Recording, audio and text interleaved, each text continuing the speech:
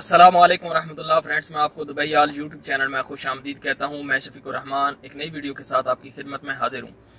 अगर आप वीज़ा लेते वक्त पैसे बचाना चाहते हैं या सस्ता वीज़ा लेना चाहते हैं या ये चाहते हैं कि हमें वीज़ा मिल जाए और कम पैसे हमारे लगें और कम से कम खर्चे में हम दुबई यूएई में आ जाएं, तो ये वीडियो आपके लिए है। एंड तक ज़रूर देखिएगा। चलें आए वीडियो शुरू करते हैं। आगे बढ़ने से पहले आपसे गुजारिश है कि नए साथी जिन्होंने अभी तक चैनल सब्सक्राइब नहीं किया, सब्सक्राइब करके बेल आइकन को प्रेस कर लें ताकि हर आने वाली नई वीडियो का नोटिफिकेशन सबसे पहले आपको मिल सके। अच्छा, बात यह है कि बहुत सारे साथी ये पूछते हैं कि हम दुबई आना चाहते हैं और हमें वीज़ा चाहिए तो पैसे कम लगें, तो इसका हल क्या है। बहुत सारे एजेंट जो हैं वो 2.5-3 लाख रुपए ले लेते हैं और वीज़ा भी क्लिनिक का या इस तरह के कारपेंटर, स्टील फिक्सर या प्लम्बर का वीज़ा देते हैं और अच्छे खासे पैसे भी ले लेते हैं। और आज़ाद वीज़े वाले भी 9-10 हज़ार से लेकर 12-15 हज़ार तक वीज़े बेचते हैं और फिर आपको आके परेशानियां भी होती हैं और तकलीफ भी उठाना पड़ती है। उसके लिए मैंने अलग से वीडियो बनाई है आज़ाद वीज़े के हवाले से, वो भी आप देख सकते हैं। अच्छा, आज हम बात करेंगे कि आप कैसे पैसे बचा सकते हैं वीज़ा लेते वक्त। तो गुजारिश ये है कि जो गवर्नमेंट की फीसें होती हैं, जो सरकारी फीसें हैं, वो तो हर सूरत में देनी पड़ती हैं, वो उसके अलावा कोई चारा नहीं है। जैसे टैपिंग की फीस है वो हमें देनी पड़ेगी, जैसे वीज़ा स्टैंप होता है जहां पासपोर्ट पर, वो भी देनी पड़ेगी। और मेडिकल के पैसे हैं, इसी तरह एमरेट्स आईडी के पैसे हैं, पताके के पैसे हैं, ये वो फीसें हैं जो हमें देने पड़ते हैं। तो बचा हम कैसे सकते हैं, ये सवाल पैदा होता है कि हम अपने पैसे जो है वो, और इसमें तौजिया के भी अभी पैसे ऐड हो गए हैं, ये नया कानून आया है, वो भी हमें देने पड़ते हैं। तो सवाल ये है कि हम पैसे कैसे बचाएंगे और कम से कम पैसों में वीज़ा कैसे लेकर यूएई में आएंगे, सवाल ये है।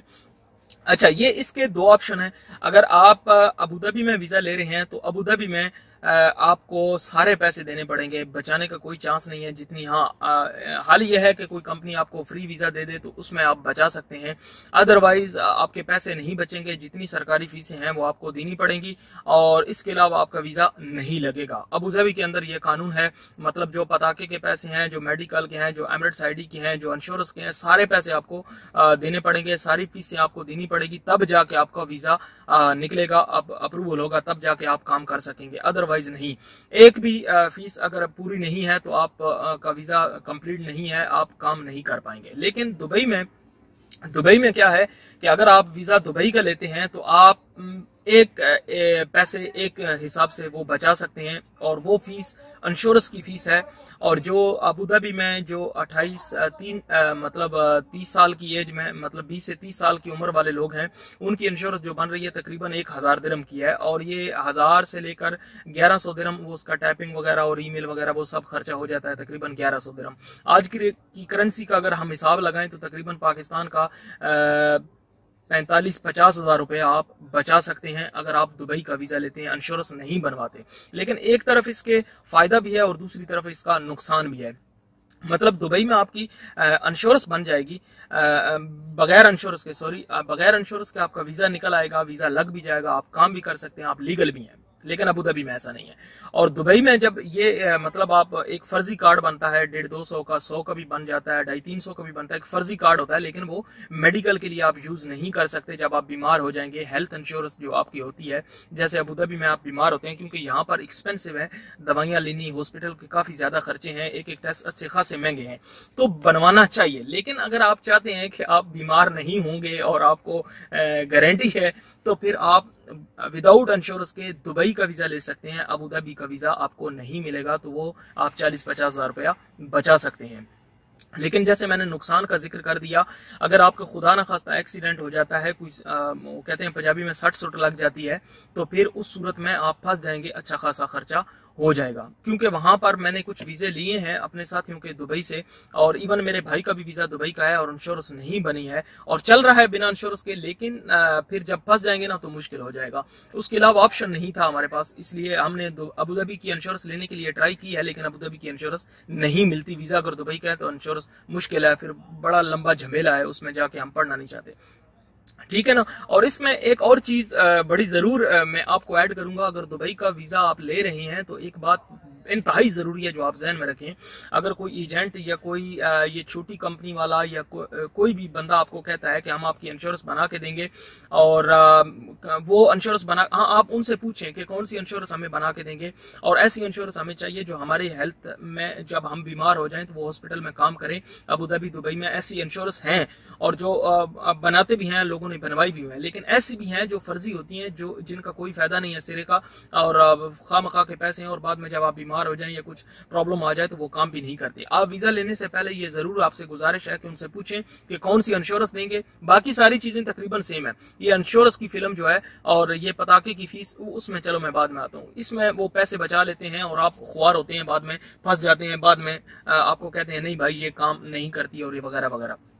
इसमें होता क्या है, आप उससे पूछें कि आपने वीजा लेने से पहले आप उससे पूछ लें कि आपने कौन सी कंपनी की इंश्योरेंस ली हुई है, ठीक है, और कैसी ली हुई है, क्योंकि एक टाइम में एक कंपनी को एक ही किस्म की इंश्योरेंस अलाउड होती है, ठीक है ना, और सारी कंपनी के कार्ड एक वक्त में बनते हैं, एक ही टाइम पे एक्सपायर होते हैं। मोस्टली कंपनियों के ऐसे हैं, जैसे ट्रांसपोर्ट के हैं, एक वक्त में बनते हैं, एक वक्त पे एक्सपायर होते हैं। जैसे मेरा इंश्योरेंस कार्ड है, एक ही वक्त में पूरी कंपनी के खत्म होते हैं, चाहे वो फैमिली वीजे हैं, बच्चों के हैं, कंपनी के वर्कर्स के हैं, सबके हैं, एक टाइम पे खत्म होते हैं, एक टाइम पे ही रिन्यू होते हैं, और कंपनी ही करा सकती है, बंदा खुद नहीं करा सकता।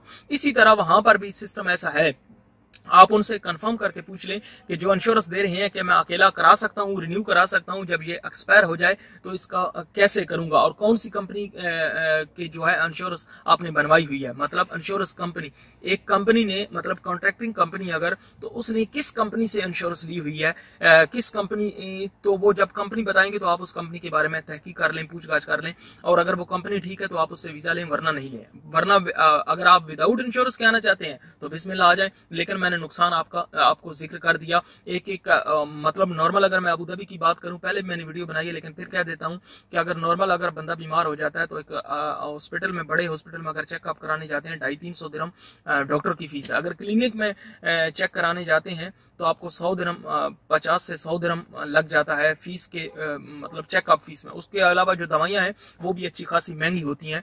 तो आपका एक चक्कर जो है, छोटी बुखार भी है तो नॉर्मल अगर छोटे क्लिनिक में जाते हैं तो 250-300 में पड़ेगा। इस तरह से अगर दवाइयां ज्यादा लिख देते हैं, और फिर यहाँ माशाल्लाह कुछ डॉक्टर ऐसे हैं जो दवाइयां भी बड़ी टिका के लिखते हैं और बंदे का गुजारा वैसे ही हो जाता है दवाइयों का पेपर देख के। तो ये चीजें जो है ये बड़ी इंपॉर्टेंट है। और दुबई में स्टैंपिंग वीजा मतलब उसके इंश्योरेंस के बिना स्टैंप हो जाता है, ठीक है ना। और लेकिन अबू धाबी में ऐसा नहीं होता, वीजा स्टैंप नहीं होता है, और ना ही वीजा आप स्टैंप करा सकते हैं, क्योंकि यहाँ का कानून मुख्तलिफ है।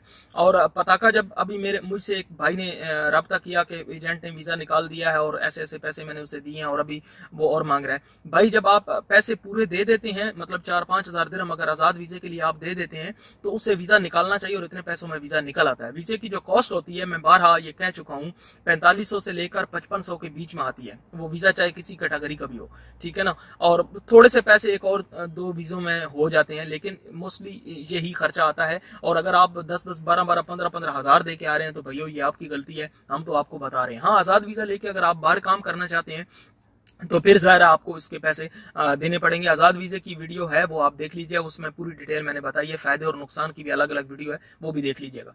असल अभी जो हमने बात की है वो इंश्योरेंस की है, और इंश्योरेंस के ज़रिए आप अपने पैसे बचा सकते हैं, और इसमें जो नुकसान हैं वो भी ऑलरेडी मैंने आपको जिक्र कर दिया। और मैं आपसे एक और गुजारिश करूँगा, जितने मेरे व्यूवर्स हैं, देखने वाले हैं, इंडियन हो, पाकिस्तानी हो, श्रीलंकन हो, नेपाली हो, सब ये उर्दू बोलने वाले देखते हैं और समझते भी हैं, उनसे गुजारिश है कि आने से पहले कंफर्म किया करें। यहाँ आने के बाद फिर रोते हैं कि यार हमें फंस गए और हमारी सैलरियाँ ये होगी वो होगी। तो आने से पहले थोड़े से पैसे लगा के आपको कंफर्म कर लेना चाहिए कि कंपनी कैसी है, बंदे कैसे हैं, उसका बायोडाटा कैसा है, उसके पास एम्प्लॉय कितने हैं, वगैरह वगैरह, सैलरी टाइम पे देती है या नहीं देती। और सैलरी टाइम पे देने का मतलब ये होता है कि आपको मिलनी चाहिए। सैलरी टाइम पे देने का मतलब हरगिज ये नहीं है कि कंपनी वाले क्या करते हैं, ये छोटी कंपनी वाले क्या करते हैं कि सैलरियां बंदे के जो बैंक कार्ड होते हैं अपने पास रख लेते हैं और सैलरी खुद ही डालते हैं बैंक में, एक्सचेंज में खुद ही निकाल लेते हैं, और बाद में बंदों को जलील करते रहते हैं। बंदे केस भी करते हैं तो कोई फायदा नहीं होता है, क्योंकि ऑलरेडी सिस्टम में वो सैलरी एक्टिवेट होती है और चल रही होती है सिस्टम के थ्रू, क्योंकि बैंक का वो रिकॉर्ड पेश कर देते हैं। अगर आप केस करेंगे अदालत में, कहेंगे हमने तो सैलरी दी है, वो खुद ही डालते हैं, खुद ही निकालते हैं, और आपकी सैलरी मतलब कानूनी तौर पर वो आपको दे रहे हैं, लेकिन आपको मिली नहीं है, आप परेशान है।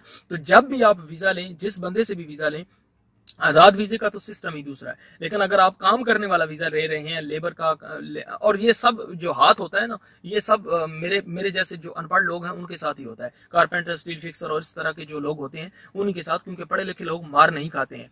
और आप वो पूछें कि हमें हमारा कार्ड दो, जो बैंक में अकाउंट ओपन कराया उसका वो हमें कार्ड दो। मुझे कुछ दिन पहले एक भाई ने रब्ता किया कि मैं पता नहीं, वो अभी शायद वो भी वीडियो देखेगा, तो वो काम करता हूँ, कश्ती चलाता हूँ, बोट चलाता हूँ, तो हमने एग्रीमेंट लिया था लेकिन हमने ध्यान से नहीं पढ़ा। मेरे भाइयों, आपसे गुजारिश है, जब भी एग्रीमेंट लें आप उनसे उस वक्त साइन नहीं करें, खुद पढ़ें। अगर नहीं पढ़ सकते तो किसी पढ़े लिखे से पढ़वा लें। अगर वो भी नहीं कर सकते, आजकल यार नई नई ऐपें निकल आई, एप्लीकेशन है, मोबाइल में रखें और ऊपर ऐसे, मैंने एक वीडियो डाली हुई है, वो ऊपर से ऐसे स्कैन करें, वो आपको उर्दू में ट्रांसलेट कर देगा, हिंदी में, इंग्लिश में, अरबिक में, किसी जबान में भी आपको चाहिए कर देगा। अच्छी तरह से पढ़ने के बाद साइन करें। एक बार साइन हो गए, अंगूठा लग गया, फिर उसके अलावा कुछ नहीं हो सकता। इसलिए ये सारी चीजें पहले हैं, बाद में कुछ नहीं है। तो ये एक सूरत है पैसे बचाने की वीजा की, लेकिन इसके नुकसानात भी हैं। अगर फायदे हैं तो बाकी आप पे छोड़ता हूँ, आप जैसे मुनासिब समझें। और भी कोई सवाल हो तो कमेंट्स में जरूर लिखिएगा और अपनी राय भी जरूर दीजिएगा। आपका बहुत शुक्रिया, मैं मुंतजिर रहता हूँ आपकी कॉमेंट्स का, और आप जब वीडियो शेयर करते हैं हौसला बढ़ता है और दिल करता है और भी वीडियो आपके साथ शेयर करूँ। जो भी दुआएं देते हैं उनका बहुत शुक्रिया, जो लाइक करते हैं, शेयर करते हैं, उनका भी तहे दिल से शुक्रिया। आपकी टाइम की वैल्यू का अंदाजा है मुझे, इसलिए कम वक्त में आपको मतलब की बातें बताता हूँ, जो आमतौर पे ना तो टाइपिंग वाले बताते हैं, ना एजेंट बताते हैं, और कंपनी वाले तो आपको बिल्कुल नहीं बताएंगे। ठीक है ना? तो ये बहुत चीजें हैं जो आपके फायदे की हैं। अपना बहुत सारा ख्याल रखिएगा। अल्लाह हाफिज।